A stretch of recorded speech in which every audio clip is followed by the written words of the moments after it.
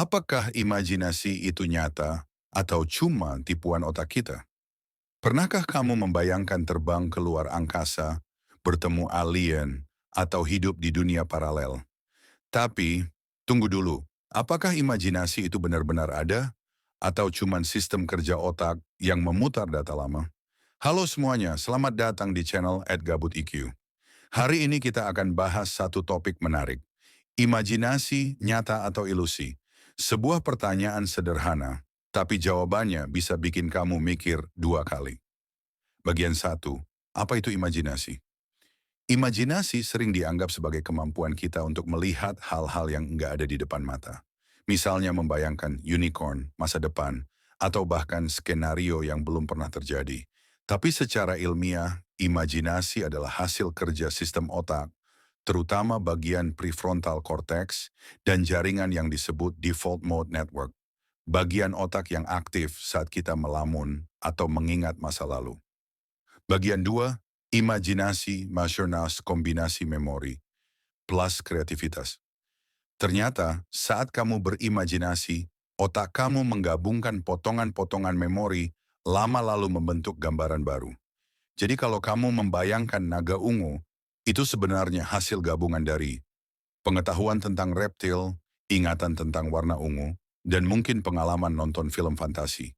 Ini membuat para ilmuwan percaya bahwa imajinasi itu bukan magis, tapi kreatifnya otak mengolah data lama.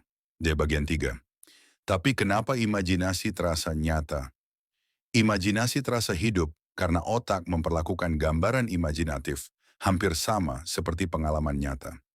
Penelitian MRI menunjukkan bahwa saat kita membayangkan sesuatu, bagian otak yang aktif bisa mirip dengan saat kita benar-benar mengalaminya.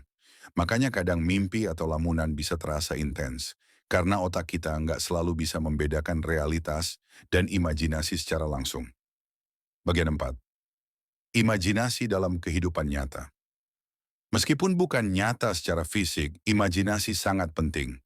Membantu kita membuat rencana masa depan, menciptakan seni, musik, dan teknologi. Bahkan membantu kita berempati dengan orang lain. Tanpa imajinasi, manusia mungkin gak akan pernah menciptakan roda, pesawat, atau internet. So, imajinasi. Itu nyata atau tidak? Jawabannya, iya dan tidak.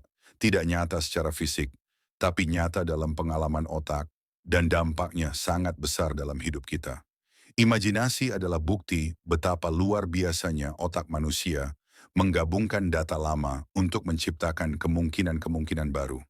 Kalau kamu suka topik kayak gini, jangan lupa like, komen, dan subscribe. Dan kasih tahu di kolom komentar tentang pendapat kalian. Sampai jumpa di video selanjutnya.